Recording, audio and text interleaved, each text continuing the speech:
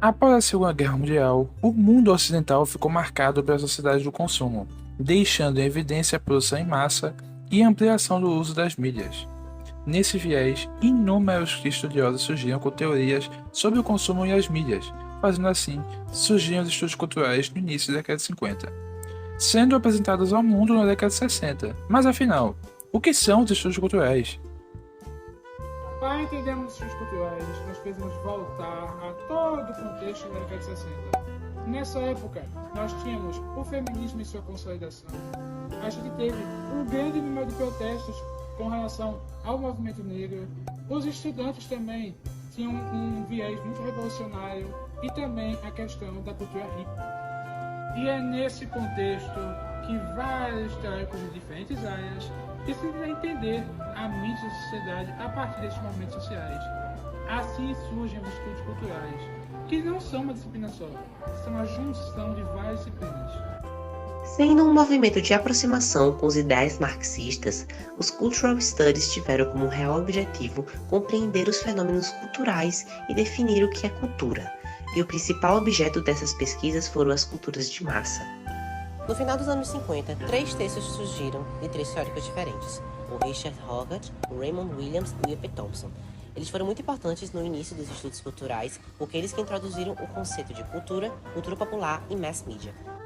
Raymond Williams dizia que a comunicação não só contempla a transmissão de informação, como também contempla a recepção e a resposta dela.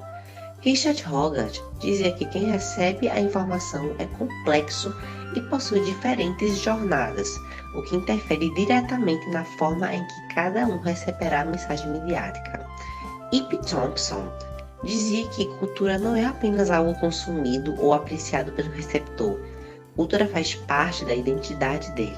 O teórico também afirmava que compreender a comunicação é entender o uso dos indivíduos diante da mídia. Sendo um movimento político teórico, várias contribuições literárias surgiram, principalmente com a ajuda do Raymond Williams, que introduziu o viés literário ao movimento.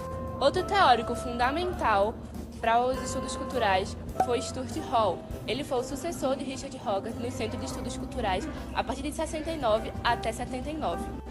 O teórico foi responsável pelo incentivo ao desenvolvimento dos estudos etnográficos e também pela investigação de práticas de resistências das subculturas. Hall foi um sociólogo jamaicano que fez os estudos culturais ganharem ainda mais força após seu ingresso como teórico e estudioso do tema. Ele criou a teoria da codificação e decodificação, onde o processo de comunicação através da repetição não surtia efeito tão rápido, mas tinha efeito se o discurso fosse significativo para o interlocutor. Vale ressaltar também que os estudos culturais inauguraram um novo olhar acadêmico sobre a camada popular da sociedade, onde antes só se encontrava submissão e a partir daquele momento eles perceberam que também existia resistência. Os estudos culturais tiveram como extrema importância na sociedade, pois tiveram relação entre a cultura e a comunicação massiva. O movimento foi responsável por estudar alguns grupos sociais. São alguns deles: militância negra, feminismo e anticolonialismo. Os estudos culturais também extinguiram a destinação entre a cultura baixa e alta, tornando o tema mais discutido e analisado, transformando a cultura para sempre.